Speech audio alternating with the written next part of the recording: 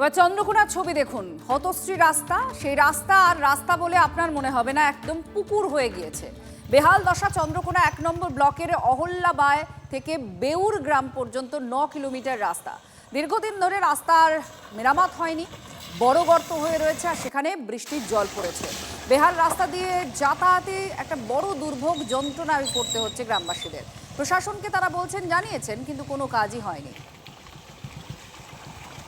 হয়ে গেছে আমাদের রাস্তা সামদিক থাকতে বেউগ্রাম পর্যন্ত একদম চলাচল করা যাচ্ছে না। ছেলেমেয়েরা টিউশনি স্কুল কোথায় যেতে পারছে না। রাস্তার পরিস্থিতি এমন অবস্থা, মানুষ মৃত্যুর পথযাত্রী।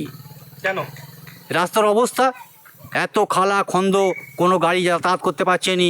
কোনো একটা রুগী যদি খুব অসুস্থ হয়, তাকে হসপিটালে যাওয়ার মতো পরিস্থিতি নেই। এবং আরও বৃষ্টি হবে একাধিক জেলায়, মূলত পশ্চিমাঞ্চলের জেলাগুলোতে বৃষ্টি হবে এই পূর্বাভাস দেওয়া হয়েছে, কারণ নিম্নচাপের অবস্থান ঝাড়খণ্ডে। আবার ঝাড়খণ্ডেও যদি খুব বৃষ্টি হয় তাহলেও কিন্তু বাংলার জন্য বিপদ রয়েছে। গভীর নিম্নচাপের প্রভাবে আজ বৃষ্টি হবে যেমন বলা হয়েছে। মূলত ভারী বৃষ্টি হবে পশ্চিম মেদিনীপুর, ঝাড়গ্রাম, পুরুলিয়ায়। পুরুলিয়ার ছবিটা আপনাদের দেখাবো। তপন আমাদের প্রতিনিধি সরাসরি আমাদের সঙ্গে রয়েছেন। তপন, পুরুলিয়ার কি অবস্থা? কারণ আরও বৃষ্টি হবে যে সমস্ত জেলায়, তার মধ্যে পুরুলিয়াও আছে। দেখো, গতকাল থেকে এই পুরুলিয়ায় ভারী বৃষ্টি শুরু হয়েছে, দফায় দফায় বৃষ্টি চলছে। ফলত তুমি বুঝতেই পারছো, দেখতেই পাবে, তোমাকে শহরের একটা রাস্তা দেখানোর চেষ্টা করছি।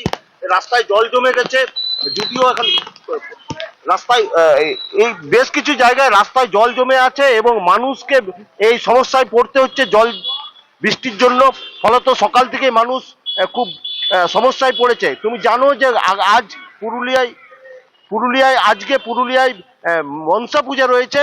ফলত সাধারণ মানুষ বেচাকেনার জন্য রাস্তায় নেমেছেন, ফলত তাদের সকাল থেকে সমস্যায় পড়তে হচ্ছে। গতকাল থেকে যে বৃষ্টি শুরু হয়েছে, এখনো পর্যন্ত বড় কিছু ঘটনা না ঘটলেও তবে বিভিন্ন জায়গায় জল জমেছে বলে জানা যাচ্ছে। ধন্যবাদ তপন, আমাদের প্রতিনিধি সরাসরি দেখাচ্ছিলেন পুরুলিয়ার ছবি।